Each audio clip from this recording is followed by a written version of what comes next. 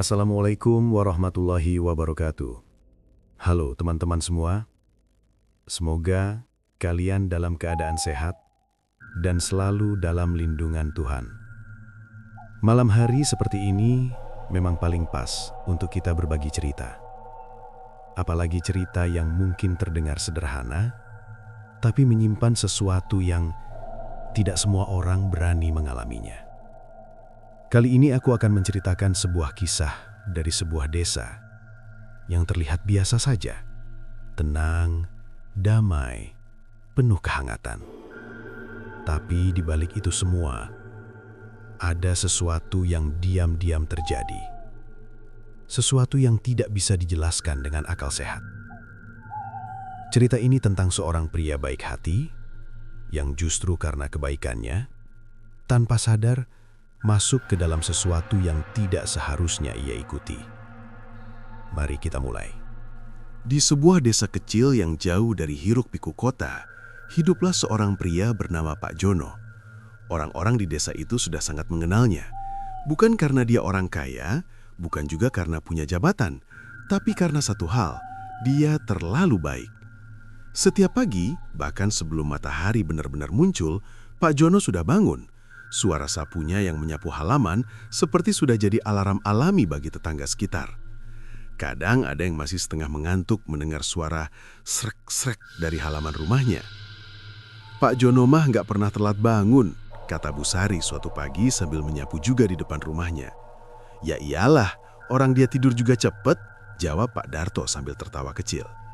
Pak Jono hanya tersenyum, wajahnya tenang, matanya sedikit sayu, tapi selalu terlihat tulus. Namanya juga hidup, Pak. Kalau nggak dimulai pagi-pagi, rasanya sayang aja, jawabnya pelan. Dia tinggal sendirian, rumahnya sederhana, dindingnya masih sebagian kayu, sebagian tembok yang mulai retak. Istrinya sudah meninggal cukup lama, dan anaknya merantau keluar kota. Tapi anehnya, Pak Jono jarang terlihat murung. Justru dia yang sering membantu orang lain. Kalau ada kerja bakti, dia yang paling dulu datang. Kalau ada tetangga sakit, dia yang mengantar ke puskesmas. Bahkan kalau ada yang sekedar butuh teman ngobrol, Pak Jono selalu ada. Pak Jono itu orangnya ringan tangan, kata warga. Dan memang benar, suatu hari, seperti biasa, pengumuman kerja bakti disampaikan di musola setelah maghrib. Besok pagi jam 5 kita bersihin lahan di ujung desa. Mohon semua yang bisa hadir, kata Pak RT. Beberapa warga mengangguk. Siap Pak, insya Allah datang. Tapi dari semua orang, Pak Jono lah yang paling semangat. Besok saya datang lebih awal ya Pak, biar bisa mulai duluan, katanya. Pak RT tersenyum. Wah, kalau semua kayak Pak Jono, desa kita pasti makin rapi. Malam itu, desa terasa seperti biasa, tenang. Hanya suara jangkrik dan sesekali anjing menggonggong dari kejauhan. Namun, entah kenapa, malam itu terasa sedikit lebih dingin dari biasanya. Pak Jono duduk di teras rumahnya, memandangi jalan yang mulai sepi. Lampu-lampu rumah satu persatu dimatikan. Angin malam berhembus pelan, membawa aroma tanah yang lembab. Dia menyeruput kopi hangatnya. Besok kerja bakti lumayan juga, gumamnya. Tiba-tiba, ada suara langkah kaki. Pelan dari arah jalan. Tok, tok, tok. Pak Jono menoleh. Di bawah cahaya lampu jalan yang redup, terlihat sosok seorang pria tua berjalan mendekat. Langkahnya lambat tapi pasti. Tubuhnya sedikit membungkuk, rambutnya putih semua. Pak Jono berdiri. Assalamualaikum Pak, sapa pria itu. Waalaikumsalam, jawab Pak Jono. Pria itu tersenyum, tapi entah kenapa senyum itu terasa aneh. Terlalu datar, terlalu kaku. Bapak ikut kerja bakti besok, tanya pria itu. Iya Pak, memang ada rencana mau ke sana pagi-pagi. Pria tua itu mengangguk pelan. Bagus, bagus sekali. Memang harus begitu, kerja bakti itu penting. Pak Jono mengangguk, walaupun dalam hatinya ada sedikit rasa bingung. Maaf Pak, saya belum pernah lihat Bapak sebelumnya, baru pindah ya. Pria tua itu terdiam beberapa detik. Lalu dia menjawab pelan. Saya sudah lama di sini. Jawaban itu singkat, tapi entah kenapa membuat suasana jadi sedikit canggung. Pak Jono tersenyum kecil. Oh, mungkin saya yang belum pernah ketemu ya. Pria itu kembali tersenyum. Besok kita mulai lebih awal saja, sebelum yang lain datang. Pak Jono mengerenyit. Lebih awal dari jam 5? Iya, jam 4 juga tidak apa-apa, biar pekerjaan cepat selesai. Pak Jono sebenarnya merasa aneh. Biasanya kerja bakti dimulai setelah subuh. Tapi karena dia memang terbiasa bangun pagi, dia tidak terlalu memikirkan itu. Ya sudah Pak, nanti saya ke sana. Pria tua itu mengangguk. Di ujung jalan, yang dekat pohon besar, jangan sampai salah tempat. Iya Pak. Setelah itu, pria tua itu berbalik. Langkahnya kembali terdengar. Tok, tok, tok. Tapi anehnya, semakin lama suara langkah itu menghilang. Padahal sosoknya masih terlihat berjalan. Pak Jono memperhatikan. Loh, dia sedikit maju ke depan.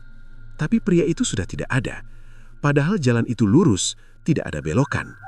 Pak Jono mengerutkan kening. Mungkin sudah masuk gang. Gumamnya mencoba menenangkan diri. Malam semakin larut, angin terasa semakin dingin. Entah kenapa bulu kudut Pak Jono sedikit merinding. Tapi dia mengabaikannya. Dia masuk ke dalam rumah, menutup pintu, lalu bersiap tidur. Sebelum memejamkan mata, dia sempat berpikir, orangnya aneh juga ya, tapi mungkin cuma orang lama yang jarang keluar rumah. Namun jauh di dalam hatinya, ada sesuatu yang terasa tidak beres. Sementara itu, di ujung desa, di dekat pohon besar yang dimaksud pria tua tadi, tanah di sana terlihat sedikit berbeda. Lebih gelap, lebih lembek, seolah pernah digali. Dan di antara semak-semak yang mulai tumbuh liar, ada sesuatu yang hampir tidak terlihat dalam gelap. Sebuah nisan tua. Tulisan di atasnya sudah mulai pudar, tapi jika diperhatikan dengan seksama, masih bisa terbaca satu nama, Pak Jono. Dan malam itu, angin berhembus pelan melewati nisan tersebut, seolah membawa bisikan yang tidak terdengar oleh manusia. Besok pagi, datanglah. Dan di dalam rumahnya, Pak Jono tertidur lelap, tanpa tahu bahwa besok pagi bukan sekedar kerja bakti biasa. Dan tanpa sadar, ia sudah menerima undangan dari seseorang yang seharusnya tidak lagi berada di dunia ini. Jam di dinding rumah Pak Jono baru menunjukkan pukul 3.30 ketika ia sudah terbangun. Entah kenapa, matanya terasa segar, padahal biasanya ia masih akan terlelap sampai mendekati azan subuh. Pak Jono duduk di tepi ranjangnya. Rumahnya masih gelap, hanya diterangi cahaya remang dari lampu luar yang masuk melalui celah jendela. Ia menarik napas panjang. Perasaan masih malam banget, gumamnya pelan. Ia melirik jam sekali lagi, memastikan jarum jam tidak salah, masih terlalu pagi untuk beraktivitas, apalagi untuk kerja bakti. Tapi entah kenapa, ada dorongan aneh dalam dirinya, seperti ada yang memanggil. Bukan suara yang jelas, tapi lebih seperti perasaan yang terus mendorongnya untuk bangun. Pak Jono berdiri, lalu berjalan ke dapur. Ia menyalakan lampu, membuat secangkir kopi seperti biasanya. Aroma kopi hangat perlahan memenuhi ruangan kecil itu. Namun pagi itu terasa berbeda. Biasanya akan ada suara ayam berkokok dari kejauhan. Biasanya ada suara daun bergeresekan tertiup angin. Tapi sekarang, sepi. Terlalu sepi. Pak Jono berhenti sejenak, cangkir kopi di tangannya. Kenapa sunyi begini ya? Ia mencoba mendengarkan lebih seksama. Tidak ada apa-apa. Bahkan suara jangkrik pun tidak terdengar. Seolah-olah seluruh desa masih tertidur sangat dalam, atau memang tidak ada yang terbangun sama sekali. Pak Jono menggelengkan pelan, mencoba mengusir pikiran aneh itu. Sudahlah, mungkin masih terlalu pagi saja, katanya pada dirinya sendiri. Setelah selesai minum kopi, ia mengambil jaket tipis lalu keluar rumah. Udara langsung menyambutnya dengan dingin yang menusuk. Lebih dingin dari biasanya. Ia menutup pintu rumah lalu melangkah ke jalan desa. Lampu-lampu jalan masih menyala, tapi cahayanya redup. Kabut tipis menggantung rendah, membuat jarak pandang jadi terbatas. Pak Jono mulai berjalan ke arah ujung desa, ke tempat yang disebutkan pria tua semalam. Langkahnya pelan, tapi pasti. Tok, tok, tok. Suara sandal jepitnya terdengar jelas di tengah keheningan. Namun setelah beberapa langkah, ia berhenti. Ada sesuatu yang aneh. Suara langkahnya terdengar seperti tidak sendirian. Tok, tok, tok. Seolah ada langkah lain yang mengikuti ritmenya. Pak Jono menoleh ke belakang. Kosong. Tidak ada siapa-siapa. Ia berdiri diam beberapa detik. Mungkin cuma gemah, gumamnya walau suaranya terdengar sedikit ragu. Ia melanjutkan berjalan, tapi kali ini ia memperhatikan lebih jelas.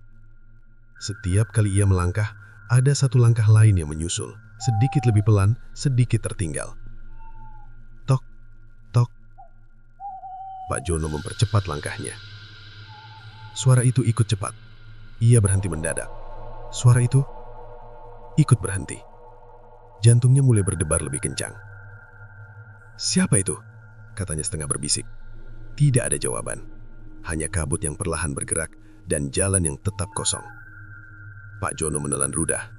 Ia menarik napas panjang lalu mencoba menenangkan diri. "Sudah John, jangan mikir aneh-aneh." Ia kembali berjalan, kali ini lebih cepat. Dalam hatinya, ia berharap segera sampai ke ujung jalan, bertemu orang-orang lain, dan suasana kembali normal. Beberapa menit kemudian, ia mulai melihat pohon besar itu. Pohon yang dimaksud pria tua semalam. Pohon itu berdiri sendiri di ujung desa. Besar dan tua. Akar-akarnya menjulur ke permukaan tanah, seperti tangan yang mencengkeram bumi. Di sekitarnya, ada lahan kosong yang dipenuhi semak liar. Kabut di area itu lebih tebal. Pak Jono memperlambat langkahnya. Ia melihat ke sekeliling. Tidak ada siapa-siapa. "Loh, katanya mulai lebih awal," gumamnya. Ia mendekat ke bawah pohon. Angin berhembus pelan, membuat daun-daun berdesir. Ser, ser. Suara itu terdengar seperti bisikan. Pak Jono berdiri diam. Tiba-tiba, Bapak datang. Suara itu muncul dari belakangnya, sangat dekat. Pak Jono langsung menoleh cepat. Pria tua itu sudah berdiri di sana, tanpa suara langkah, tanpa tanda-tanda kedatangan. Seolah memang sudah ada sejak tadi. Pak Jono sedikit kaget, tapi mencoba tetap tenang. "Oh, Bapak, saya kira belum ada yang datang." Pria tua itu tersenyum. Senyum yang sama seperti semalam, datar dan terasa dingin. "Kami sudah lama menunggu." Pak Jono mengerenyit. "Kami?" Ia melihat ke sekeliling lagi. Masih kosong. Pria tua itu perlahan mengangkat tangannya, menunjuk ke arah kabut di belakang pohon. "Lihat." Pak Jono mengikuti arah tangan itu. Awalnya tidak terlihat apa-apa, tapi perlahan, dari balik kabut, muncul bayangan. 1, 2, lalu semakin banyak. Sosok-sosok manusia mulai terlihat berdiri, diam, tidak bergerak, seperti sedang menunggu.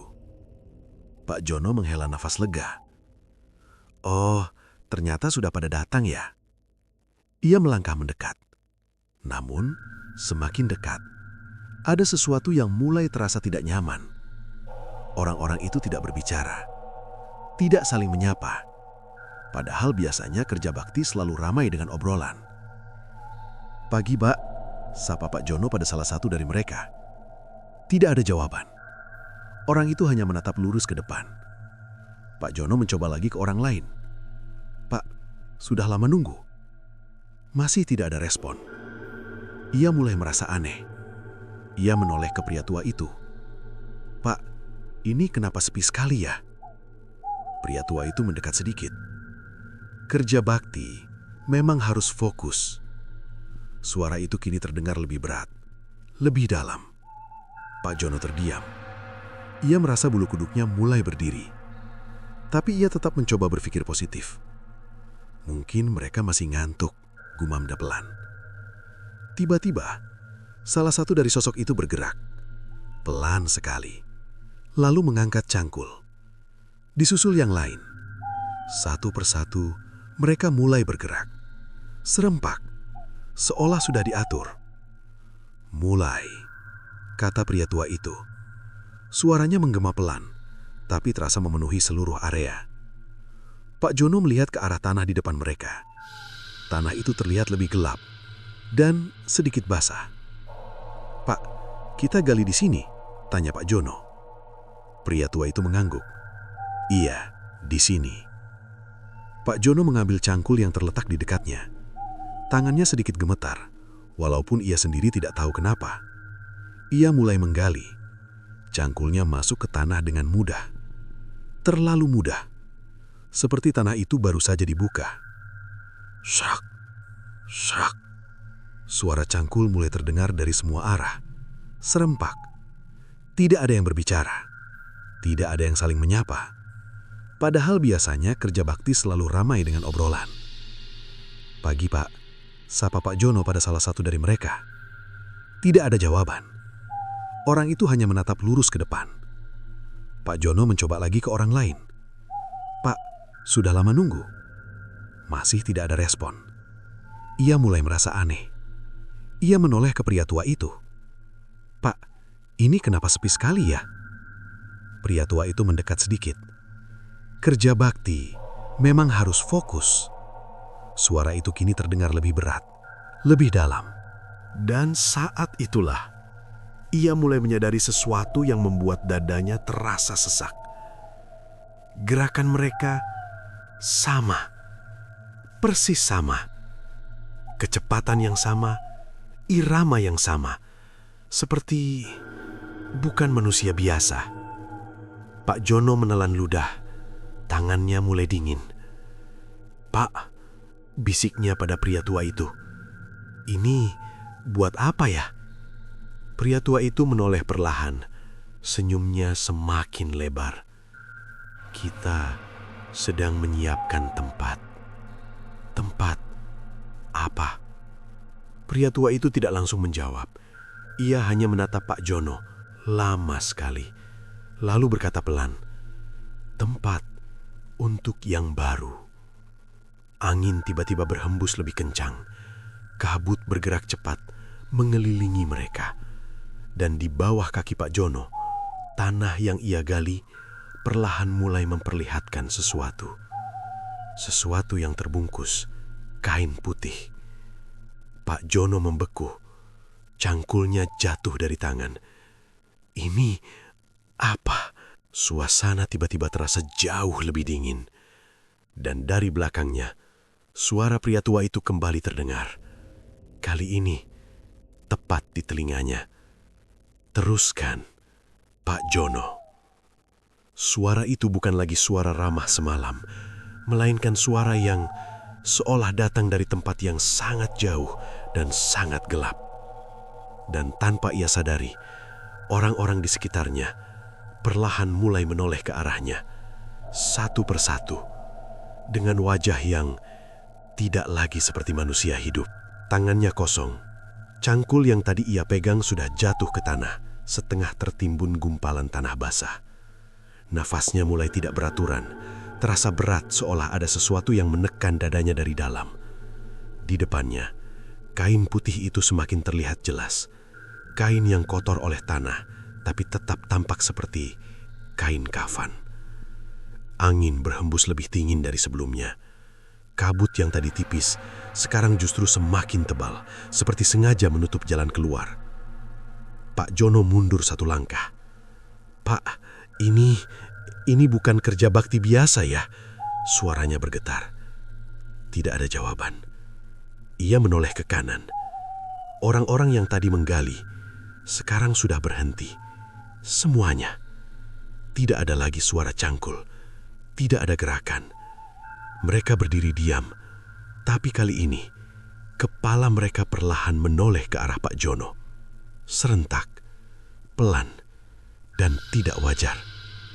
Krik. Seperti leher yang dipaksa bergerak.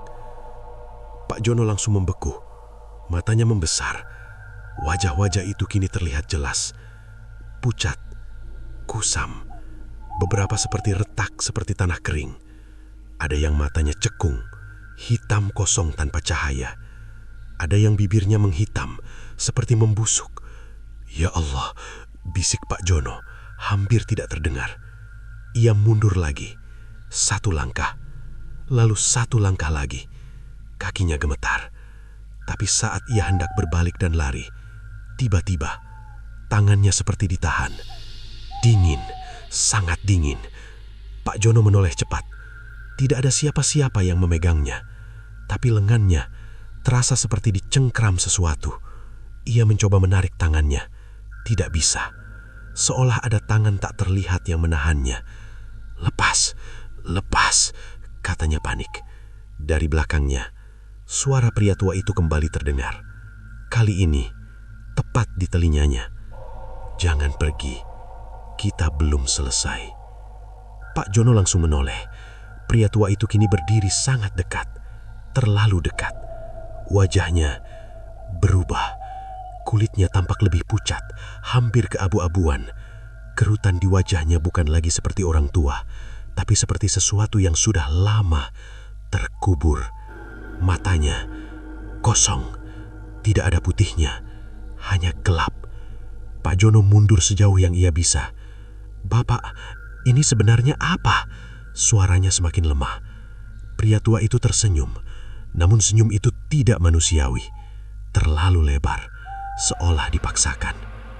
"Kamu datang, berarti kamu bersedia membantu." Bukan seperti ini maksud saya. Semua yang datang pasti membantu." "Tidak, saya mau pulang." Ia mencoba melepaskan diri lagi, tapi cengkraman tak terlihat itu semakin kuat. Dingin itu menjalar sampai ke bahunya. Tubuhnya mulai kaku. Di sekelilingnya, orang-orang itu mulai bergerak lagi, tapi bukan menggali. Mereka melangkah perlahan, mendekat ke arah Pak Jono. Langkah mereka tidak bersuara, tidak ada bunyi kaki, hanya gerakan yang semakin lama, semakin dekat. Pak Jono panik. "Jangan dekat-dekat," teriaknya. Tidak ada yang berhenti. Salah satu dari mereka kini sudah sangat dekat. Seorang pria paruh baya. Wajahnya setengah hancur, seperti pernah membusuk lalu berhenti di tengah proses. Matanya menatap lurus ke arah Pak Jono, dan perlahan mulutnya terbuka. "Kami menunggu." Suara itu keluar pelan, berat, seperti dari dalam tanah. Pak Jono merinding hebat. "Kalian ini siapa?" Tidak ada jawaban jelas, hanya suara lain yang menyusul. "Sudah lama kami menunggu." Gantian. Suara-suara itu datang dari banyak mulut, tapi nadanya sama. Datar, kosong, seperti tidak punya emosi. Pak Jono menggeleng cepat. Air matanya mulai keluar. "Tidak, saya tidak mau." Tiba-tiba, tanah di depannya bergerak. Kain putih yang tadi terlihat sekarang semakin terbuka, seolah ada sesuatu di bawahnya yang mendorong keluar. Pak Jono tidak bisa berpaling, matanya terpaku. Kain itu perlahan tersikap, dan terlihat bentuk tubuh manusia. Terbaring kaku, Pak Jono terengah. "Ini siapa?" Pria tua itu mendekat lagi. Kali ini hampir menempel di sampingnya. "Itu tempatnya." "Tempat siapa?" Pria tua itu menoleh, perlahan, menatap tepat ke mata Pak Jono. "Tempatmu." Pak Jono langsung membeku. Jantungnya seperti berhenti sesaat. Tidak mungkin." Ia menggeleng cepat. "Ini mimpi, ini pasti mimpi." Ia mencoba mencubit tangannya sendiri. Sakit, nyata, sangat nyata. Di sekelilingnya, orang-orang itu sekarang sudah mengelilinginya, membentuk lingkaran, tanpa celah, tanpa jalan keluar. Mereka berdiri diam, menatapnya, seolah menunggu sesuatu. Pak Jono mulai terisak. "Kenapa saya? Saya tidak salah apa-apa." Pria tua itu tertawa pelan. Suara tawanya tidak seperti manusia. Kering, kosong. "Kamu tidak salah." "Lalu, kenapa saya di sini?" "Karena kamu yang datang." Jawaban itu membuat Pak Jono terdiam. Dadanya terasa sesak. Ia teringat semalam. Ia yang mengiyakan. Ia yang datang lebih awal. Ia yang melangkah sendiri ke tempat ini, tanpa paksaan, tanpa curiga. Air matanya jatuh. "Ya Allah, ampuni saya." Tiba-tiba, cengkraman di tangannya menguat. Pak Jono terjatuh berlutut. Tubuhnya seperti ditarik ke arah lubang yang ia gali sendiri. "Tidak, tidak!" teriaknya. Ia mencoba menahan dengan tangan satunya. Tapi tanah di bawahnya terasa licin, seolah menariknya masuk. Orang-orang di sekelilingnya mulai bersuara lagi. Pelan, tapi serempak. Masuk, masuk, masuk. Suara itu seperti gema, berulang-ulang, memenuhi kepalanya. Pak Jono menutup telinganya. "Berhenti, berhenti!" Namun suara itu tidak hilang, justru semakin keras. Pria tua itu kini berdiri tepat di depannya, menunduk, wajahnya semakin dekat. "Kami butuh satu lagi." "Tidak, tolong!" "Kamu sudah dipilih." Pak Jono menggeleng dengan sisa tenaga. "Siapa yang milih?" Pria tua itu tersenyum. Dan untuk pertama kalinya, ia menyebutkan sesuatu yang membuat darah Pak Jono terasa dingin. "Kamu sendiri." Pak Jono terdiam. Matanya kosong. Ia seperti mengingat sesuatu. Semua kebaikannya, semua kebiasaannya datang paling awal. Semua langkahnya yang tanpa ragu. Seolah memang sudah diarahkan sejak awal. Tangannya semakin lemah. Tubuhnya semakin mendekat ke lubang. Tanah dingin mulai menyentuh lututnya. Lalu pahanya. Ia menangis. Suaranya lirih. "Tolong, jangan!" Namun tidak ada yang peduli. Orang-orang itu tetap diam. Menonton. Menunggu.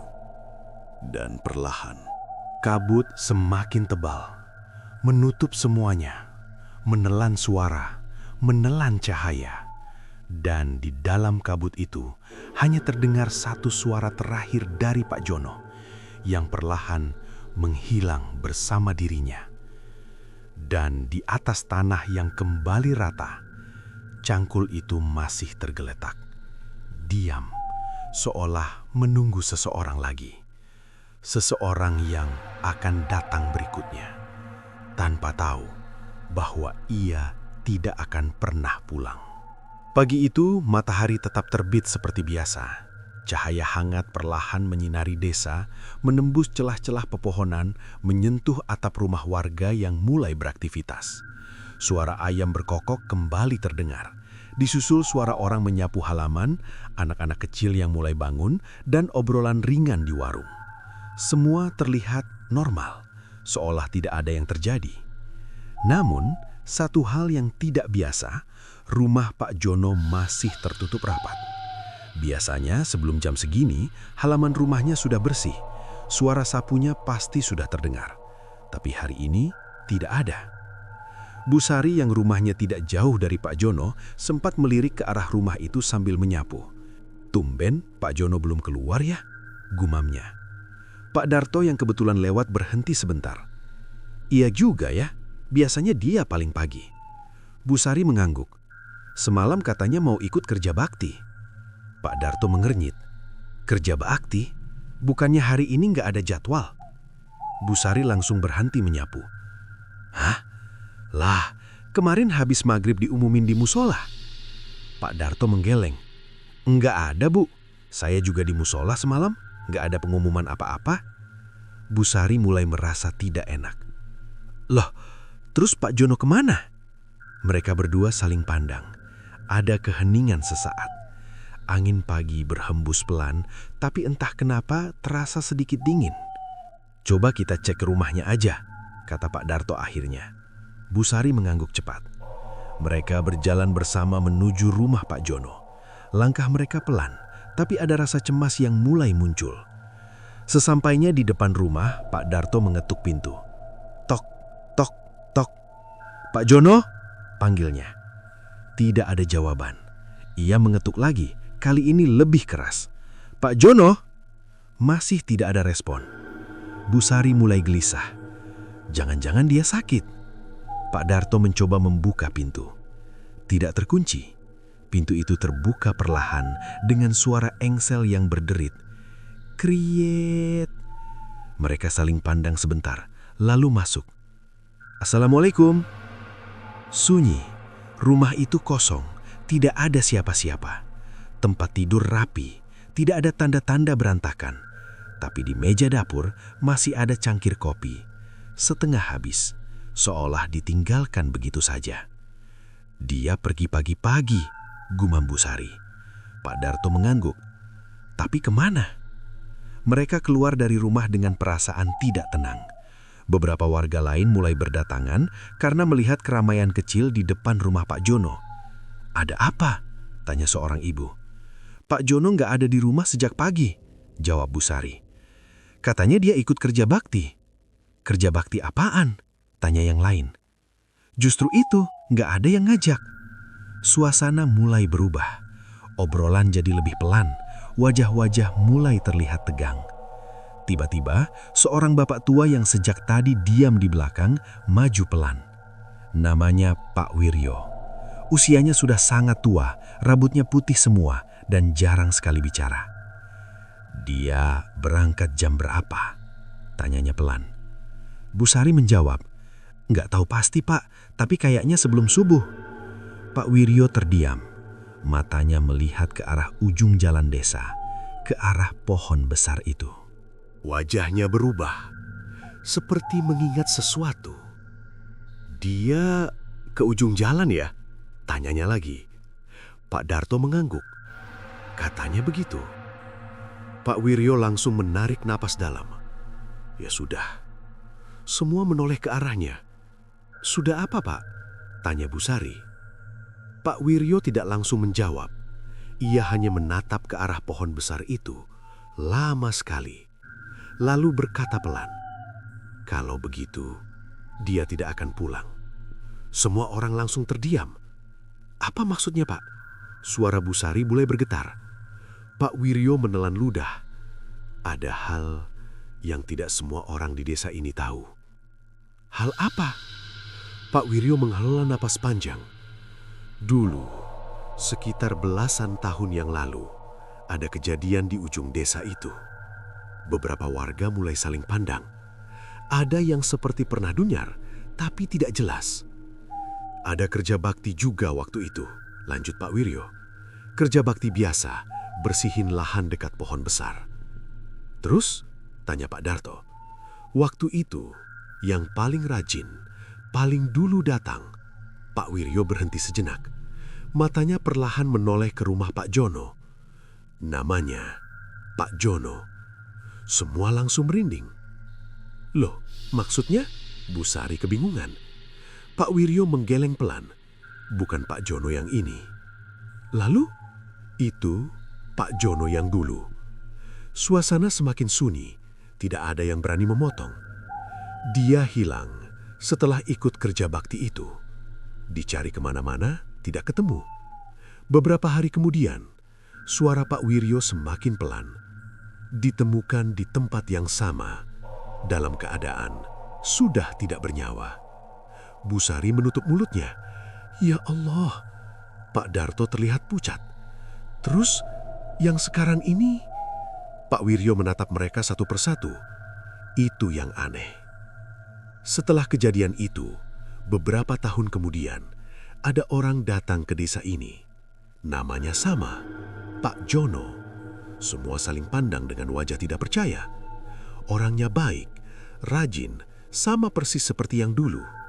Tapi, Pak Wiryo menelan ludah. Tidak ada yang tahu dia sebenarnya siapa." Angin tiba-tiba berhembus, lebih dingin. Daun-daun bergesekan pelan. Ser, ser. Bu Sari mulai gemetar. "Pak, maksudnya Pak Jono yang sekarang?" Pak Wiryo tidak menjawab langsung. Ia hanya berkata pelan, "Kalau ada yang mengajak kerja bakti sebelum subuh di ujung jalan, jangan pernah datang." Pak Darto menatap ke arah jalan itu. Jalan yang kini terlihat biasa saja, tapi entah kenapa terasa berbeda. Lebih sepi, lebih sunyi. "Terus sekarang gimana, Pak?" tanya salah satu warga. Pak Wiryo menggeleng turan. "Kalau sudah datang ke sana." Ia berhenti sejenak, lalu melanjutkan dengan suara hampir berbisik. "Biasanya sudah terlambat." Suasana langsung mencekam. Tidak ada yang bicara lagi. Semua hanya berdiri dengan pikiran masing-masing. Di kejauhan, angin kembali berhembus dari arah pohon besar, dan tanpa disadari siapapun, di sana, tanah yang tadi digali sudah kembali rata. Seolah tidak pernah terjadi apa-apa. Namun di antara tanah itu, tertanam satu hal baru. Sebuah nisan yang masih terlihat segar. Dan jika seseorang cukup berani untuk mendekat dan membaca tulisan di atasnya, maka mereka akan melihat satu nama, Pak Jono, dengan tanggal hari ini. Sejak pagi itu, suasana desa tidak benar-benar kembali normal. Memang aktivitas tetap berjalan. Orang-orang pergi ke sawah, anak-anak bermain, ibu-ibu tetap memasak dan bercengkrama. Tapi di balik semua itu, ada rasa tidak nyaman yang diam-diam menyelimuti. Nama Pak Jono terus dibicarakan. Di warung, di teras rumah, bahkan di jalan. "Beneran gak ada yang lihat dia pagi-pagi?" tanya seorang pemuda. "Enggak, saya bangun jam 5, jalanan sepi," jawab yang lain. Padahal dia orangnya gak pernah ngilang gitu. Obrolan seperti itu terus berulang. Namun tidak ada yang berani menyebut satu hal secara terang-terangan. Tentang kemungkinan bahwa Pak Jono benar-benar pergi ke tempat itu. Ujung jalan, dekat pohon besar. Siang itu Pak Darto duduk di teras rumahnya. Wajahnya terlihat murung, tidak seperti biasanya. Ia memandang ke arah jalan seolah berharap melihat seseorang datang dari kejauhan. Bu Sari datang menghampiri. "Pak, masih kepikiran ya?" tanyanya pelan. Pak Darto menghela napas. "Gimana nggak kepikiran, Bu? Orang kita kenal dia, baik banget orangnya." Bu Sari mengangguk. "Semalam terakhir saya lihat dia, masih sempat senyum, bilang mau bangun pagi." Pak Darto menunduk. Kalau benar dia ke sana," kalimatnya terhenti. Bu Sari juga tidak berani melanjutkan. Keheningan menggantung di antara mereka. Tiba-tiba, dari arah jalan terdengar suara langkah kaki. Tok, tok, tok. Pelan, tapi jelas. Pak Darto langsung menoleh. Bu Sari juga. Dari kejauhan, terlihat seseorang berjalan mendekat. Langkahnya pelan, tubuhnya sedikit membungkuk. Pak Darto berdiri, matanya menyipit. "Bu, itu..." Bu Sari ikut berdiri. "Pak Jono?" Sosok itu semakin dekat dan semakin jelas. Baju yang dipakai sama, jaket tipis yang biasa ia pakai. Langkahnya juga sama, pelan, santai. Pak Darto langsung turun dari teras. "Pak Jono?" panggilnya. Sosok itu berhenti, lalu perlahan mengangkat kepala. Wajahnya terlihat, dan benar, itu Pak Jono. Namun, ada yang berbeda. Wajahnya pucat, bukan pucat biasa, tapi pucat seperti tidak ada darah. Matanya tidak fokus, seperti kosong. "Pak Jono, dari mana saja?" tanya Pak Darto, mencoba menahan rasa aneh di dadanya. Pak Jono tidak langsung menjawab. Ia hanya menatap, lama sekali, seolah mengenali, tapi tidak benar-benar sadar. Bu Sari mendekat pelan. "Pak, kami khawatir, dari pagi dicari." Pak Jono akhirnya membuka mulut. Suaranya pelan. "Sudah selesai." Pak Darto mengerenyit. "Selesai apa, Pak?" Pak Jono senyum, tapi senyum itu dingin, tidak seperti biasanya. "Kerja baktinya sudah selesai." Bu Sari merinding. "Bapak, kerja bakti di mana?" Pak Jono tidak menjawab. Ia hanya menoleh ke arah ujung jalan, lalu kembali menatap mereka. "Kalian nanti juga akan ikut." Pak Darto langsung kaku. "Apa maksudnya, Pak?" Pak Jono tidak menjawab lagi. Ia berjalan melewati mereka, masuk ke rumahnya. Pintu ditutup perlahan. Kriet. Suasana langsung berubah. Bu Sari memegang lengan Pak Darto. "Pak, itu bukan Pak Jono." Suaranya bergetar. Pak Darto menelan ludah. Iya, saya juga ngerasa. Mereka berdua berdiri di depan rumah itu. Tidak berani masuk, tidak berani memanggil lagi. Karena sesuatu terasa sangat salah. Beberapa warga lain yang melihat kejadian itu mulai berkumpul. "Ada apa?" tanya salah satu. "Pak Jono balik," jawab Pak Darto pelan. "Alhamdulillah." "Sebentar," potong Bu Sari cepat. "Jangan dulu senang." Semua menoleh. "Dia beda." "Beda gimana?" Bu Sari menggeleng. "Saya nggak bisa jelasin, tapi itu bukan seperti Pak Jono yang kita kenal." Suasana menjadi tegang. Tiba-tiba, dari dalam rumah, terdengar suara. Serak, serak, seperti sesuatu diseret di lantai. Semua langsung diam. Pak Darto menatap pintu. Dia lagi ngapain?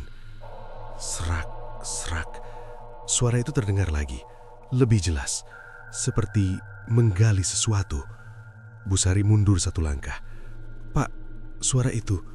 Pak Darto tidak menjawab. Jantungnya berdebar keras. Perlahan, ia mendekati pintu. Tangannya terangkat. Ragu. Namun akhirnya, ia mengetuk. Tok, tok. "Pak Jono?" Tidak ada jawaban. Hanya suara itu. Serak, serak. Pak Darto menelan ludah. Lalu pelan-pelan, ia mendorong pintu. Pintu terbuka. Dan semua yang berdiri di luar langsung terpaku. Di dalam rumah, lantai tanah di ruang tengah sudah tergali. Lubang besar terlihat di sana. Dan di dalam lubang itu, Pak Jono sedang menggali dengan tangan kosong, tanpa cangkul. Tanah itu ia keruk dengan jari-jarinya. Kukunya sudah hitam, beberapa jarinya berdarah. Tapi ia tidak berhenti. "Pak," suara Pak Darto hampir tidak keluar. Pak Jono berhenti. Perlahan ia menoleh. Wajahnya kini lebih jelas, lebih pucat. Dan ada tanah di mulutnya, seolah ia sempat menggigitnya. "Pak, Bapak ngapain?" Suara Bu Sari gemetar. Pak Jono tersenyum, lalu berkata pelan, "Menyiapkan." "Menyiapkan apa, Pak?" Pak Jono menunjuk ke dalam lubang. "Tempat. Tempat siapa?" Pak Jono menatapnya. Lama, lalu menjawab, "Yang berikutnya." Semua orang di luar langsung mundur. Beberapa bahkan hampir jatuh. Ketakutan mulai menyebar. Pak Darto menarik Bu Sari menjauh. "Jangan dekat-dekat." Suasana berubah kacau. Beberapa warga mulai berbisik panik. "Itu bukan manusia. Pak Jono kenapa? Ini nggak benar." Sementara itu, di dalam rumah, Pak Jono kembali menggali. Serak, serak, tanpa peduli siapapun, tanpa peduli luka di tangannya. Dan di antara tanah yang ia gali, perlahan mulai terlihat sesuatu. Sebuah kain putih yang perlahan muncul ke permukaan. Dan dari dalam lubang itu tercium bau tanah basah yang bercampur dengan bau sesuatu yang sudah lama terkubur. Pak Jono berhenti, menatap ke dalam lubang, lalu tersenyum lebih lebar. "Kita sudah dekat," bisiknya. Di luar rumah, langit yang tadinya cerah perlahan mulai tertutup awan. Angin bertiup lebih kencang, dan tanpa disadari siapapun, dari arah ujung jalan, kabut tipus mulai bergerak, masuk ke dalam desa. Langit yang sejak siang mulai menggelap, kini tertutup awan tebal. Angin berhembus lebih kencang dari biasanya, membawa hawa dingin yang membuat siapapun enggan keluar rumah. Warga mulai menutup pintu lebih awal. Anak-anak dilarang bermain di luar. Dan satu hal yang terus dibicarakan dari mulut ke mulut, rumah Pak Jono. Sejak kejadian siang tadi, tidak ada yang berani mendekat lagi. Bahkan Pak Darto dan Bu Sari yang biasanya paling peduli, kini hanya bisa memperhatikan dari jauh. "Pak, ini harus gimana?" tanya Bu Sari dengan suara pelan. Pak Darto menggeleng. "Saya juga nggak tahu. Ini bukan hal biasa." Beberapa warga lain berkumpul di teras rumah Pak RT. Suasana tegang. Tidak ada yang benar-benar berani mengambil keputusan. "Kita panggil Ustadz aja," usul seseorang. "Iya, atau orang pintar," sahut yang lain. Pak Wiryo yang sejak tadi diam akhirnya bicara. "Percuma." Semua menoleh. "Maksudnya, Pak?" tanya Pak RT. Pak Wiryo menarik nafas panjang. "Kalau memang itu yang saya pikirkan, ini bukan sekadar gangguan biasa." "Terus apa, Pak?" Pak Wiryo menatap satu persatu wajah di depannya. "Ini sudah terjadi lagi." Kalimat itu membuat semua orang merinding. "Terjadi lagi apa, Pak?" Suara Pak Darto mulai tegang. Pak Wiryo menatap ke arah rumah Pak Jono yang terlihat gelap di kejauhan. Dulu, setelah Pak Jono yang pertama meninggal, beberapa hari sebelum itu, dia juga berubah. Sering keluar malam, sering bicara sendiri, dan Pak Wiryo berhenti sejenak. Dia juga menggali di rumahnya. Bu Sari menutup mulutnya. "Ya Allah." Pak Darto langsung berdiri. "Jadi maksudnya yang sekarang ini..." Pak Wiryo mengangguk pelan. "Bukan lagi dia." Suasana menjadi sunyi. Tidak ada yang berani menyangkal, karena apa yang mereka lihat siang tadi sudah cukup jelas. "Kalau begitu, Pak Jono yang asli?" tanya seseorang. Pak Wiryo menunduk. "Saya takut dia sudah jadi bagian dari mereka." Angin tiba-tiba berhembus kencang. Lampu di teras berkedip. Cek, cek. Semua langsung diam. Perasaan tidak enak semakin kuat. Tiba-tiba, dari arah rumah Pak Jono, terdengar suara. Tok, tok, tok. Seperti ada yang mengetuk dari dalam. Semua langsung menoleh. "Dengar, Kak?" bisik Dusari. Tok, tok, tok. Suara itu jelas, pelan tapi berulang. Pak Darto berdiri. "Siapa yang di dalam?" Tidak ada yang menjawab. Semua saling pandang. Rasa takut mulai menguasai. Namun rasa penasaran lebih besar. "Ayo kita lihat," kata Pak Darto walau suaranya sendiri terdengar ragu. Beberapa warga mengikuti walau langkah mereka berat. Mereka berjalan pelan menuju rumah Pak Jono. Semakin dekat, suara itu semakin jelas. Tok, tok, tok. Seperti berasal dari bawah lantai. Pak Darto berhenti di depan pintu. Pintu itu sedikit terbuka. Padahal tadi siang ditutup. Angin mendorongnya pelan. Kriet. Suasana di dalam gelap. Tidak ada lampu. "Pak Jono?" panggil Pak Darto. Tidak ada jawaban. Hanya suara itu. Tok, tok, tok. Bu Sari memegang lengan Pak Darto erat. "Pak, itu dari dalam." Pak Darto mengumpulkan keberanian. Ia mendorong pintu lebih lebar. Semua mengintip dari belakangnya. Dan apa yang mereka lihat membuat darah mereka terasa dingin. Lubang di ruang tengah sekarang lebih besar. Tanah berserakan kemana-mana. Dan di dalam lubang itu terlihat sesuatu bergerak. Perlahan. Seperti ada yang berusaha keluar dari dalam tanah. Tok, tok, tok. Suara itu berasal dari bawah. Seperti ada yang mengetuk dari dalam tanah. "Ya Allah," bisik Bu Sari. Pak Darto mundur satu langkah. Ini nggak mungkin." Tiba-tiba, tanah itu bergerak lebih kuat. Gumpalan tanah terangkat. Dan dari dalamnya muncul sebuah tangan. Pucat, kotor, kaku. Beberapa warga langsung berteriak, "Itu tangan!" Tangan itu bergerak perlahan mencengkeram tanah di sekitarnya. Lalu muncul kepala. Wajahnya tertutup tanah. Rambutnya basah oleh lumpur. Dan perlahan, wajah itu terangkat. Mata terbuka. Kosong. Bu Sari menjerit, "Itu Pak Jono!" Tapi Itu bukan Pak Jono yang tadi masuk rumah. Ini Pak Jono yang lain. Wajahnya berbeda, lebih tua, lebih rusak, seperti yang sudah lama terkubur. Ia menatap lurus ke arah mereka. Mulutnya bergerak, dan dengan suara yang parau, ia berkata, "Sudah waktunya." Semua mundur panik. "Lari!" teriak seseorang.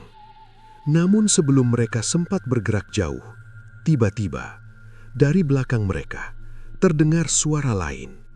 Pelan, dingin. "Tidak usah lari."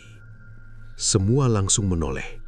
Dan di sana berdiri Pak Jono yang tadi yang masuk ke rumah.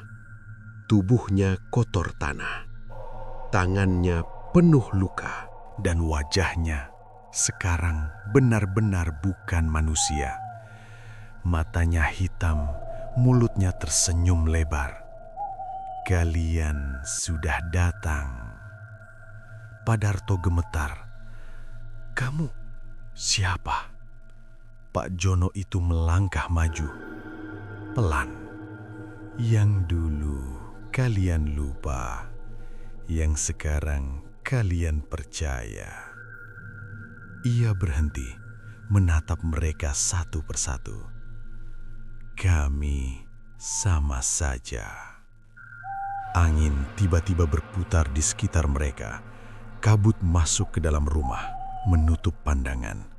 Dan dari dalam lubang, makhluk yang tadi keluar mulai merangkak naik. Satu, lalu dua tangan, lalu tubuhnya keluar sepenuhnya. Berdiri di samping Pak Jono yang satu lagi. Dua sosok, sama-sama bernama Pak Jono. Sama-sama bukan manusia lagi. Dan dari luar rumah, terdengar suara langkah. Banyak. Tok, tok, tok. Seperti semakin banyak yang datang. Suara itu mendekat, mengelilingi rumah. Pak Darto menoleh ke arah pintu, dan di balik kabut terlihat bayangan. Banyak bayangan berdiri diam, menunggu. Pak Jono yang pertama tersenyum. Kerja bakti belum selesai. Yang satu lagi menyambung. Masih banyak yang harus disiapkan. Semua warga kini benar-benar terjebak. Tidak bisa lari, tidak bisa berteriak. Hanya bisa berdiri di tengah sesuatu yang tidak lagi bisa dijelaskan dengan akal. Dan di luar, kabut semakin tebal, menelan seluruh desa, seolah dunia luar sudah tidak ada lagi. Malam itu benar-benar menjadi malam yang tidak akan pernah dilupakan oleh siapapun yang masih tersisa. Di dalam rumah Pak Jono, udara terasa berat, nafas seperti tertahan. Kabut yang masuk dari luar kini memenuhi ruangan, membuat jarak pandang hanya beberapa langkah saja. Pak Darto berdiri paling depan, tubuhnya gemetar, tapi ia mencoba tetap tegar.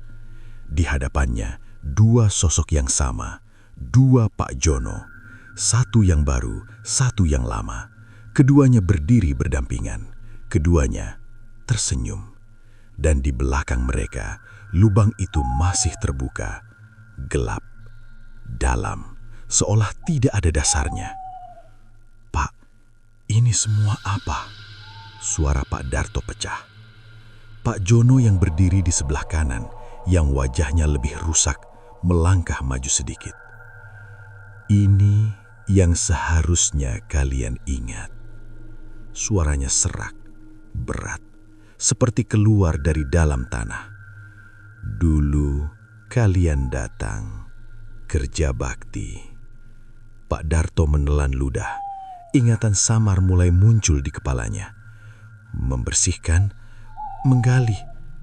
Pak Jono yang satunya menyambung. "Dan kalian meninggalkan kami." Bu Sari langsung menggeleng. "Tidak, kami tidak pernah." "Tidak pernah?" Suara itu tiba-tiba meninggi. Rumah terasa bergetar, kabut berputar lebih cepat. Tanah itu kalian gali, kami jatuh, kami terkubur.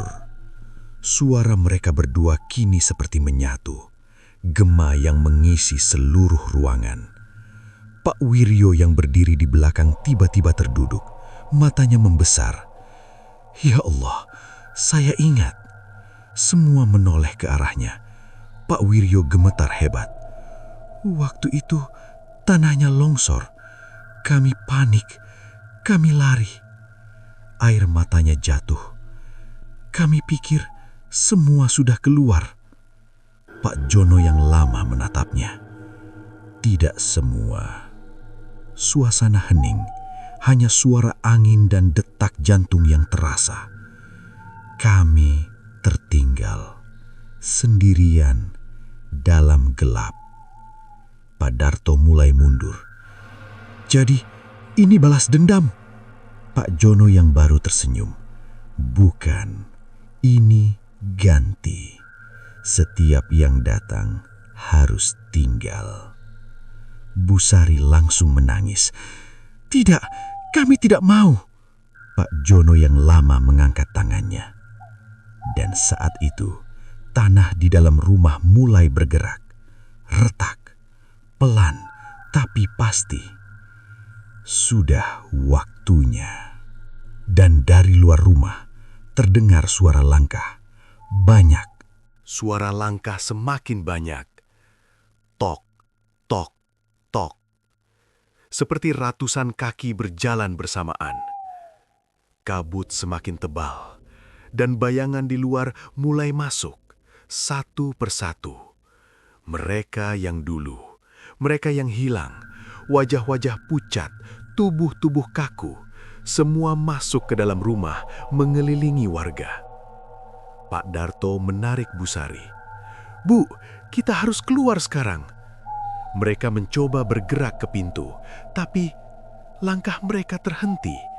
Seolah tanah menahan kaki mereka. Lengket, berat. Tidak bisa, Pak. Bu Sari terisak. Pak Wiryo menutup wajahnya. Ini akibat kita. Pak Jono yang baru mendekat. Kalian lupa. Kami tidak. Tiba-tiba, salah satu warga jatuh. Tubuhnya seperti ditarik ke bawah. Pak Darto, tolong! Teriaknya. Tanah di bawahnya terbuka, seperti mulut yang menganga, menelan, perlahan. Orang itu mencoba meraih apa saja, tapi tidak ada yang bisa ditangkap. Dalam hitungan detik, ia hilang, masuk ke dalam tanah. Semua panik. Tolong, saya nggak mau. Satu persatu, tanah mulai memakan mereka. Pelan, tanpa suara keras, hanya gerakan yang pasti. Pak Darto mencoba melawan. Ia meraih tiang rumah. Tahan, Bu. Bu Sari menangis. Pak, saya takut. Pak Darto menggertakkan gigi. Kita nggak boleh nyerah. Namun tangannya mulai licin. Keringat, tanah, semua bercampur. Pak Jono yang lama berdiri tepat di depan mereka. Tidak usah melawan. Kalian sudah datang. Sekarang tinggal. Tiba-tiba, Pak Wiryo bangkit. Dengan sisa tenaga, ia berteriak, "Ini salah saya!" Semua terdiam. Bahkan sosok-sosok itu seolah berhenti sejenak. Pak Wiryo melangkah maju. Air matanya terus jatuh. Dulu, saya yang lari pertama. Saya yang tidak memastikan kalian keluar. Saya yang biarkan kalian terkubur. Ia menatap dua sosok Pak Jono itu. Ambil saya saja, jangan mereka. Suasana hening. Kabut berputar pelan. Pak Jono yang baru menatapnya, lalu tersenyum. Semua tetap harus. Tiba-tiba, tanah di bawah Pak Wiryo terbuka lebar. Ia tidak melawan. Ia hanya menutup mata. Maafkan saya. Dan tubuhnya perlahan tenggelam, hilang, masuk ke dalam gelap. Setelah itu, tanah berhenti bergerak. Semua diam. Kabut mulai menipis. Sosok-sosok itu satu persatu mundur, kembali ke dalam lubang, menghilang. Dua Pak Jono itu juga mulai memudar. Sebelum benar-benar hilang, mereka berkata pelan, "Kerja bakti selesai." Dan semuanya lenyap, sunyi, benar-benar sunyi. Keesokan paginya, desa itu kembali seperti biasa. Matahari terbit, orang-orang beraktivitas. Tapi beberapa rumah kosong. Pak Darto tidak ada. Bu Sari tidak ada. Pak Wiryo tidak ada. Dan rumah Pak Jono kembali seperti semula. Tidak ada lubang, tidak ada bekas tanah. Seolah tidak pernah terjadi apa-apa. Namun, di ujung desa, dekat pohon besar itu, kini ada beberapa nisan baru, berjejer, dengan nama-nama yang dikenal warga. Dan sejak saat itu, warga yang tersisa punya satu aturan. Jika suatu malam ada seseorang mengetuk pintu dan berkata dengan suara pelan, "Besok pagi, ikut kerja bakti ya," maka jangan pernah menjawab, jangan pernah membuka pintu, dan jangan pernah datang. Karena sekali kamu datang, kamu tidak akan pernah benar-benar pulang. Dan di kejauhan, saat kabut mulai turun, kadang masih terlihat sosok pria tua berjalan pelan di jalan desa, mengetuk satu rumah ke rumah lain, mencari yang berikutnya.